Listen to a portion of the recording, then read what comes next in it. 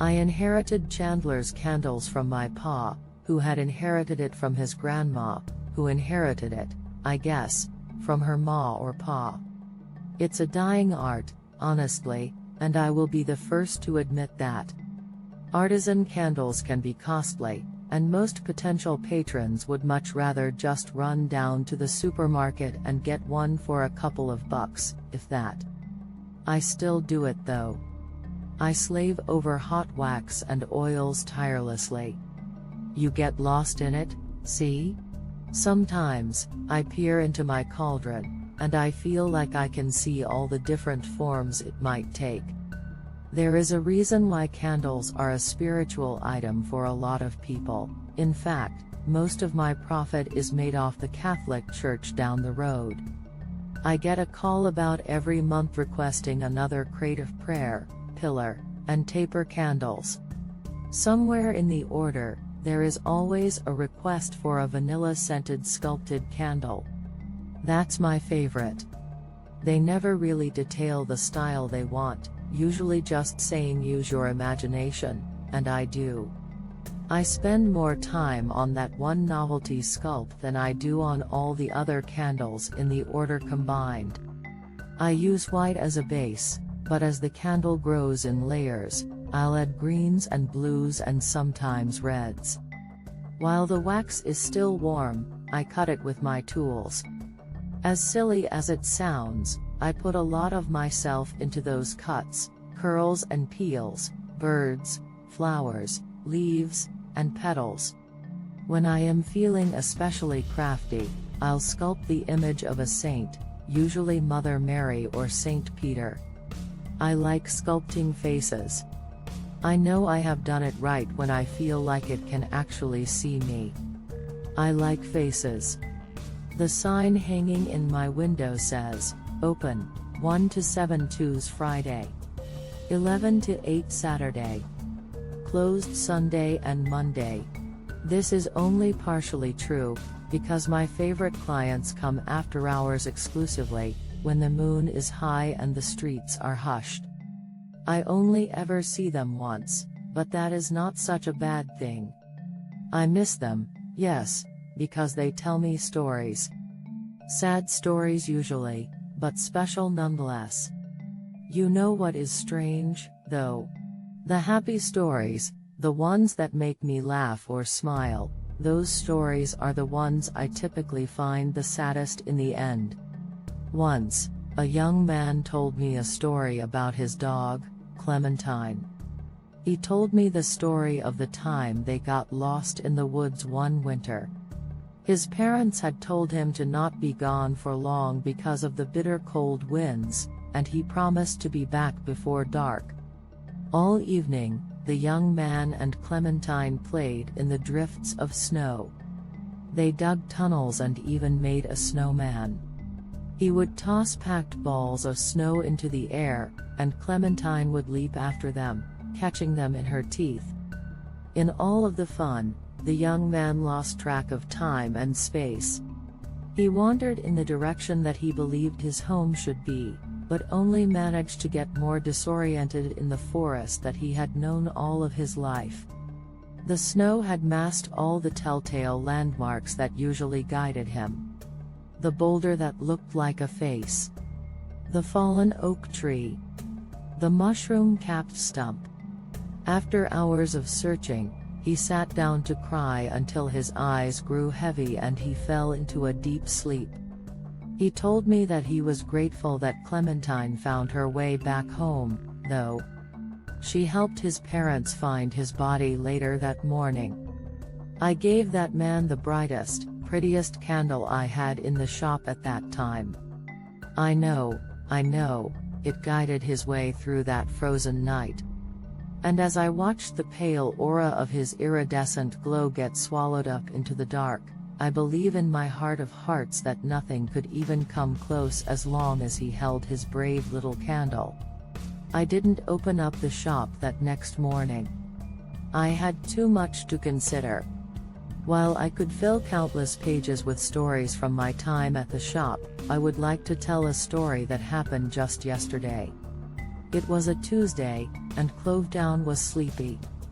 The chill that ran through the streets warded most from even leaving their homes that day, and I thought it fit to make some apple cider scented fills in hopes of coaxing out some patrons with their alluring scent. Fills take far less time than dipped candles, so I can sell them for much cheaper, another alluring quality. While I waited for the wax to fully melt, I sat with a warm cup of tea, feeling quite clever. My entrance bell rang, and I headed for the counter. A man stood there, muddy and shivering. "Come in. Come in," I plead. "You are soaking wet." He looked at me a little stunned, as I guided him into his seat. "Jesus, you're freezing. I'll get you some tea." He blinks, "Thank you, young lady." I scurry to a kettle that sat on the stove and pour the liquid into a glass jar that would normally have been used for fills. I apologize for the container as I pass it off to him. "It's not a problem." "It's... Thank you again," and he smiles, folding deep laugh lines along his aged face. "Not a problem at all," I say, and I notice a bruise on his head. "Do you need something for that?" He taps the yellowing blemish and winces. "No, just a bruise." "Are you okay? Was there an accident?" Shaking his head, he takes a sip of tea. "No." "Well, yes. Sorry. Yes, I am okay, and no, there wasn't an accident. Just some local kids having a laugh." "A laugh at you?" He shrugs. "I've been around long enough to not care so much. Kids can be cruel, but old men are calloused." He chuckles, then sucks on his teeth. An anger burns in my stomach. "That won't do. It's. It was a rock, a small one at that. I just bruise easy." There is a warmth in his tone that soothes my anger. I tell him that he can stay as long as he wishes and that I could even get him a bite to eat as well. I assumed him a vagrant, not by the state of his clothes, but by the character of his face. It told its own story of a home far, far away. "You make candles?" he chimes, breaking me from the well of my thoughts. "I do, indeed." I take a sculpt off a nearby shelf and place it in his hands. "I thought I must be by a bakery." "I smelled apple pie," he says, holding the candle beneath his nose. "Apple cider actually," I tell him. "I haven't seen you before. Are you from around here?" He laughs again. "No, not here. Out west, but I haven't been there in a long time." "Are you staying in Clovedown?" His brow furrows into a delicate arch. "For now, but I'll be gone before long." Topping off his jar with the last of the kettle, passing through. I'm always passing through somewhere. We all are, I guess. Passing through this year or this place. Passing by this person and that. Passing by. Passing by, he swirls the tea. My heart beats softly. "Where will you be passing by next?" His smile returns. "Wherever I please." That's the fun of it. No sense in getting blue about all the things you pass by. If you don't, it will. Well, I am glad you hadn't passed me by. I may not have any other company all day. The two of us chatted about places and people for hours, and noticing that no work would actually get done, or needed to be done, I flick off the heat from my cauldron and leave it for another day. I notice, however, that the cauldron is already cold and the wax stiff. At some point, the power had gone out without either of us noticing, since I usually illuminate my workspace with scrap candles that I don't think will sell. This worries me little, and before long, I have already forgotten. In time, I learn that his name is Bassam, and that his family had come from Israel before settling down in a Midwestern state that he wished not to disclose. I asked him if he had any siblings, but he would only say, "Not anymore. They had already passed by." Bassam seems light despite his melancholy demeanor. He always looks thoughtfully lost in some rumination. He pauses before he speaks. He nods before he stands. Everything with the slightest of grins. The sun was setting on our day when he mentions that he should be going, passing by. "You are free to stay the night," I tell him, trying to not scare him with too much sincerity. "It is fine," he says. "There is still much to see and many miles to go." "Where will you go now?" "Perhaps southward," he mumbles while scratching his stubble. "Perhaps not." I notice that he had been holding that sculpted candle the entirety of his stay when he goes to set it back on its shelf.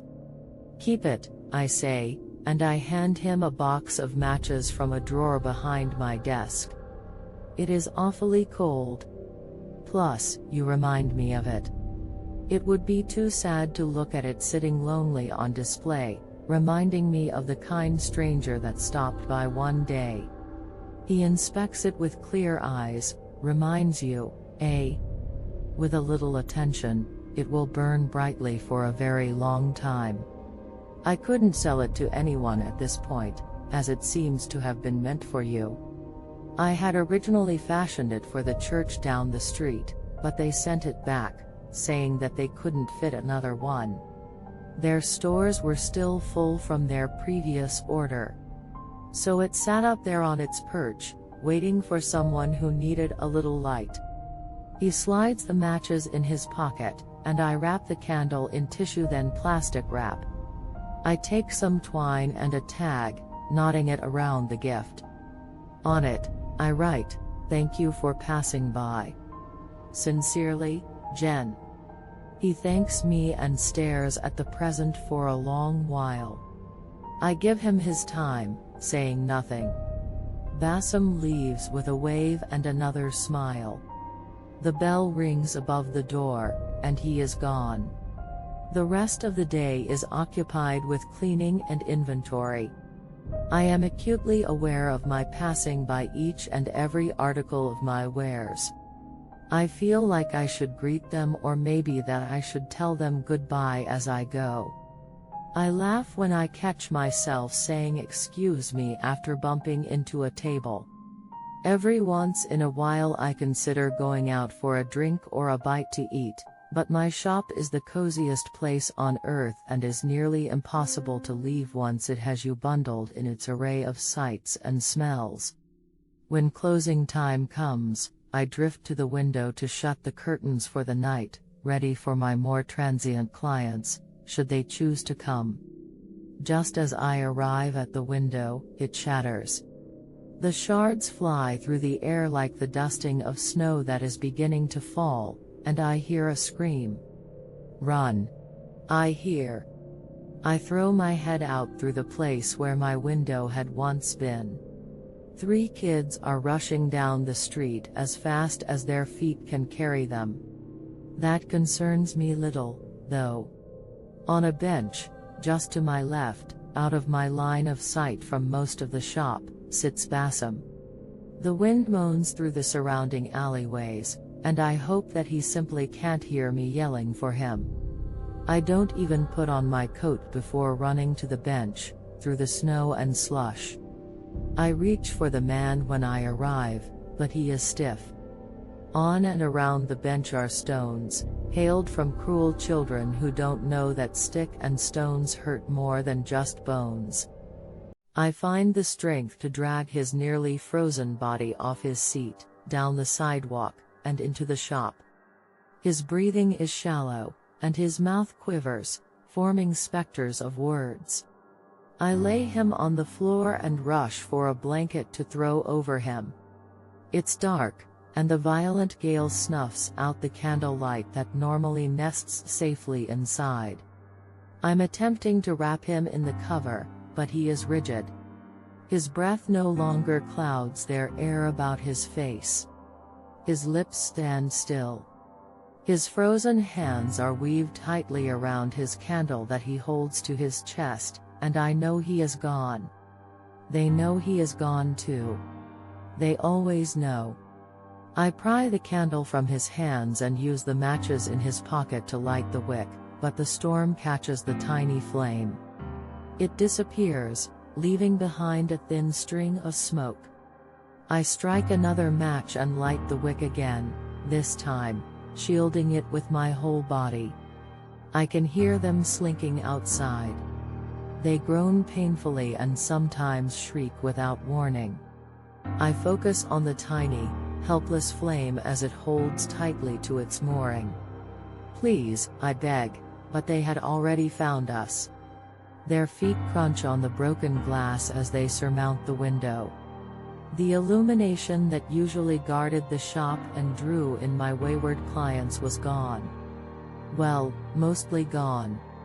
We still had that single, tiny, courageous fire that could barely light even a small area around us, but it would work. It had to work. My patrons are mine and no others. My family had harbored them for centuries, giving them, as best as we could, the tools to brave the darkest of nights. That night was no different. It didn't take them long to descend upon us, filling the shop from wall to wall. "Give him over," they whispered, "he has already been marked." I bare my teeth. "No."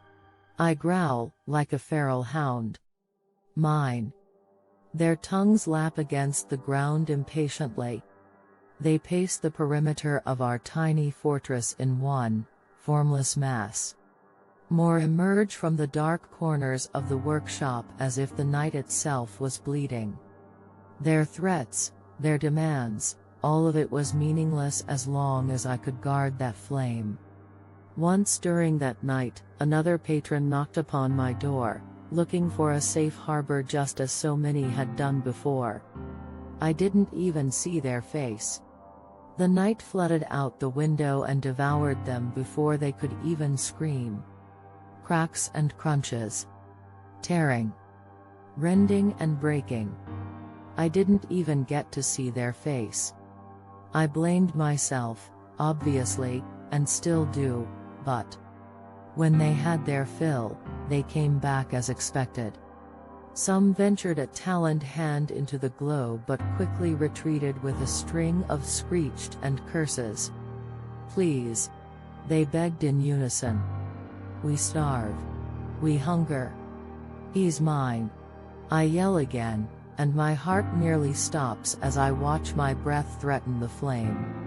I try to remember the prayers that I had heard from the sisters, but they escaped me.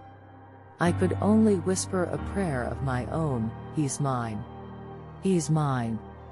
He's mine," over and over through the deathly hours of that long night. The damned mocked me. They pulled at my boots and tugged my hair. "You will be soon. The light will go out. Go out. You will die, then you will be ours," they groaned. "Spare him to us, and we will spare you. He's mine.